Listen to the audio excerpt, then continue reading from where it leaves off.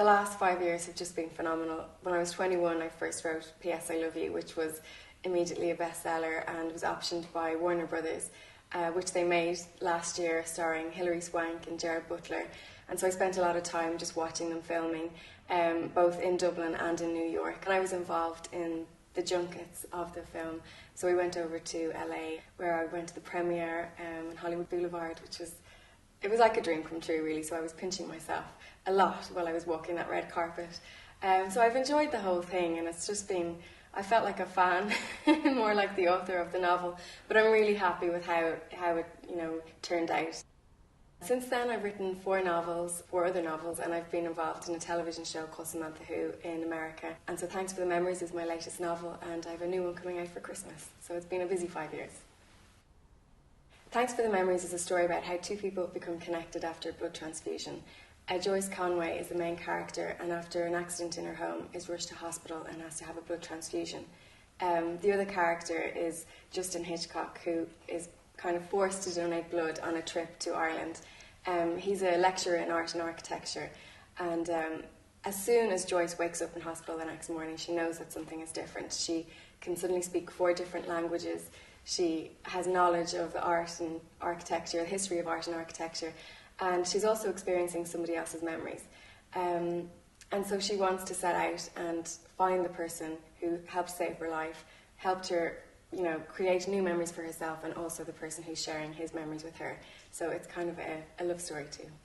My inspiration just comes from I'm a daydreamer, absolutely every day I live in my head, and I think I absorb just life around me. I was actually watching an ad on television, and it was about the 6 degrees of separation, and one of the images that flashed up was blood going through the tube into somebody's veins, and I thought, wow, we're connected in so many different ways, and I thought, what if through that you're taking on a bit more of somebody, what if you were to experience their memories or their passions and their desires? And so that's where the idea came from.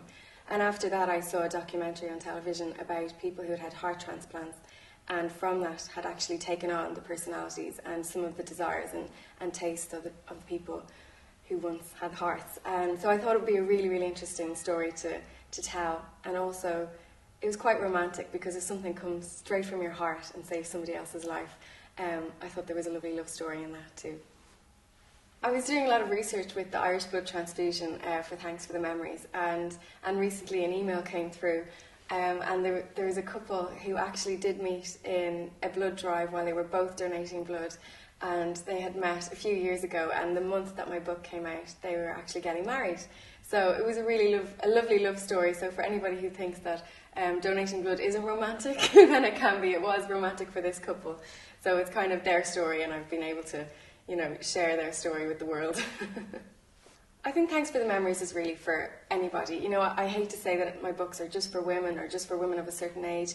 I think if you're interested in a story and you want a bit of escapism, then pick up the book. I think it's a lot of people, men and women of all ages, like to read my novels, and this one is probably more of a love story than my last novel, and I think a lot of people who liked P.S. I Love You have said that they've really, really enjoyed Thanks for the Memories. It's been their favourite since. So I suppose if you've been a fan of P.S. I Love You, then you'll definitely like Thanks for the Memories.